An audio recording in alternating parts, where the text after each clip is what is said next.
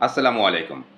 সম্মানিত দর্শক ও শ্রোতা, দেশবাসীর জন্য স্বস্তির খবর। দ্রুতই স্বাভাবিক হচ্ছে গ্যাসের পরিস্থিতি। আগামী ২-৩ দিনের মধ্যে গ্যাস সরবরাহ পুরোপুরি স্বাভাবিক হয়ে যাবে, এই তথ্য দিয়েছেন বিদ্যুৎ, জ্বালানি ও খনিজ সম্পদ মন্ত্রী ইকবাল হাসান মাহমুদ।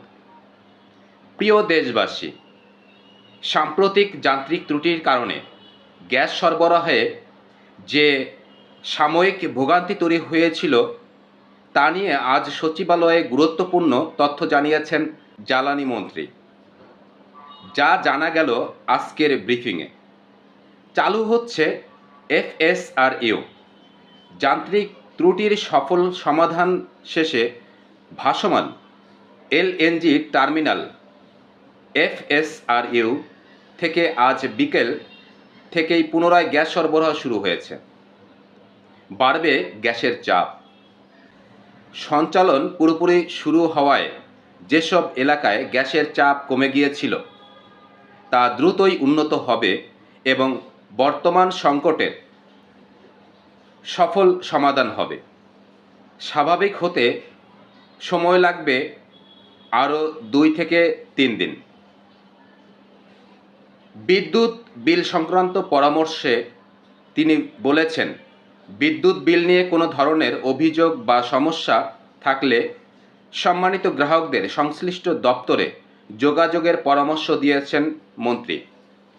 সম্মানিত ভুক্তভোগী বৈধ গ্রাহক যারা প্রায় ১ বছর কিংবা কেউ দীর্ঘ বছর যাবৎ, দীর্ঘ সময় যাবৎ তিতাস গ্যাস সংকটে চরম দুর্ভোগে সময় অতিবাহিত করেছেন, তাদের জন্যই এই স্বস্তির খবর দিয়েছেন বাংলাদেশ সরকারের বিদ্যুৎ, জ্বালানি ও খনিজ সম্পদ মন্ত্রী ইকবাল হাসান মাহমুদ। আমরা দীর্ঘ সময় যাবৎ গ্যাস সংকটের কারণে আমাদের জীবনে চরম ভোগান্তির শিকার হয়েছিল।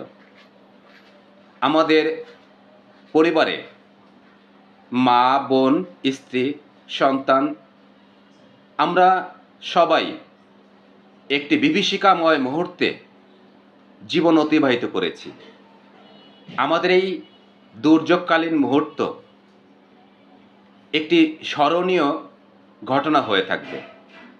বাংলাদেশ সরকারের আপ্রাণ প্রচেষ্টায় জনগণের এই চরম ভোগান্তি সমাধানের দ্বারপ্রান্তে।